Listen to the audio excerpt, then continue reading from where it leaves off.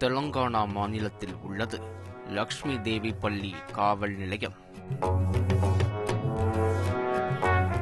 கட்டுக்கட்டாக கைப்பற்றப்பட்ட பணத்தை காட்சிப்படுத்திய போலீசார் குற்றவாளிகளை வரிசையாக அழைத்து வந்திருக்கிறார்கள். முகத்தை மூடி நின்று கொண்டிருப்பவர்கள் ஆந்திராவை கலக்கிய மோசடி மன்னன் கிருஷ்ணாவின் விழுதுகள்.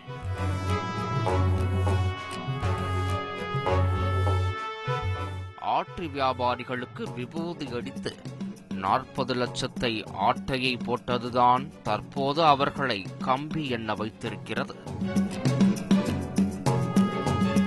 தெலங்கானா மாநிலத்தில் உள்ள சூர்யாபேட்டை பகுதியில் நடக்கும் ஆட்டுச்சந்தை மாநிலம் முழுவதும் ஃபேமஸ். ஒரே நாளில் பல லட்சம் ரூபாய்க்கு வியாபாரம் நடக்கும் இந்த ஆட்டுச்சந்தை கால்நடை வளர்ப்பவர்களின் ஹாட்ஸ்பாட்டாக திகழ்ந்திருக்கிறது. வியாபாரிகளின் கையில் கட்டுக்கட்டாக பணம் புரள்வதை நோட்டமிட்ட கிருஷ்ணாவின் 420 கும்பல் சந்தையில் அவர்களின் மோசடி கடையை விரித்திருக்கிறார்கள். சந்தைக்கு வரும் கஸ்டமர்கள் அனைவரும் கொழுத்த ஆடுகளை குறிவைக்க இந்த கும்பல் மட்டும் பணம் கொழித்த வியாபாரிகளை குறிவைத்திருக்கிறார்கள். அதில் அதே பகுதியைச் சேர்ந்த புச்சையா, கிரண், லிங்கையா என்கிற 3 வியாபாரிகளை ரவுண்ட் அப் செய்த மோசடி கும்பல் அவர்களிடம் ஆடுபுலி ஆட்டத்தை தொடங்கியிருக்கிறது.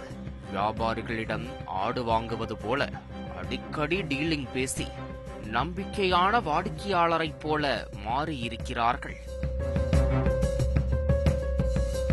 வியாபாரிகளுக்குள் நம்பிக்கையை விதைத்ததும் தங்கள் வசம் தயாராக வைத்திருந்த இன்ஸ்டன்ட் ட்ரெஷர் ஹண்ட் ஸ்டோரியை கட்டவிழ்த்து விட்டிருக்கிறார்கள்.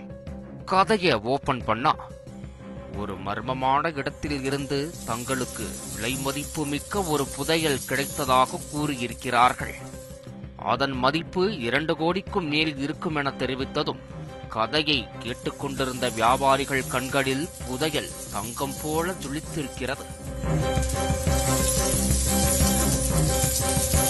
தற்போது அந்த புதையலை எங்கு விற்பது என தெரியாததால் 50 லட்சம் கொடுத்தால் அதை உங்களுக்கே கொடுத்து விடுகிறோம் என்று ஒரு உருட்டு இருக்கிறார்கள். 50 லட்சம் கொடுத்தால் 2 கோடியா என வாகி புலந்த ஆட்டு வியாபாரிகளும் டீலிங்கிற்கு ஓகே சொல்லி 40 லட்சத்தை அட்வான்ஸாக கொடுக்க பணத்தை மூட்டை கட்டி எடுத்துச் சென்றிருக்கிறார்கள். பிசினஸ் டீலிங் முடிப்பதற்காக ரகசிய இடத்திற்கு சாக்கு மூட்டையோடு வந்த கேடி குரூப்ஸ் புதையல் மூட்டையை கொடுத்து பண மூட்டையை பெற்றுக்கொண்டு சிட்டாக பறந்திருக்கிறார்கள்.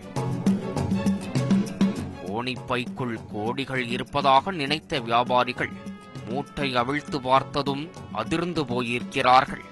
உள்ளே இருந்தது வைரமும் வைடூரியமும் அல்ல, அத்தனையும் சுத்தமான வெள்ளை காகிதங்கள். பண்டல் பண்டலாக வெற்று பேப்பர்கள் இருப்பதை பார்த்த பிறகுதான் அவர்கள் ஏமாற்றப்பட்டிருப்பது தெரிய வந்திருக்கிறது.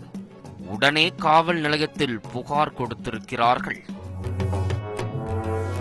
காகிதங்களை புதையல் என சொல்லி பட்டை நாமம் போட்ட கும்பல் மீது வழக்கு பதிவு செய்த போலீசார் தீவிர தேடுதல் வேட்டை நடத்தி கிருஷ்ணா மற்றும் அவரது கும்பலைச் சேர்ந்த 10 பேரையும் கைது செய்து சிறையில் அடைத்திருக்கிறார்கள்.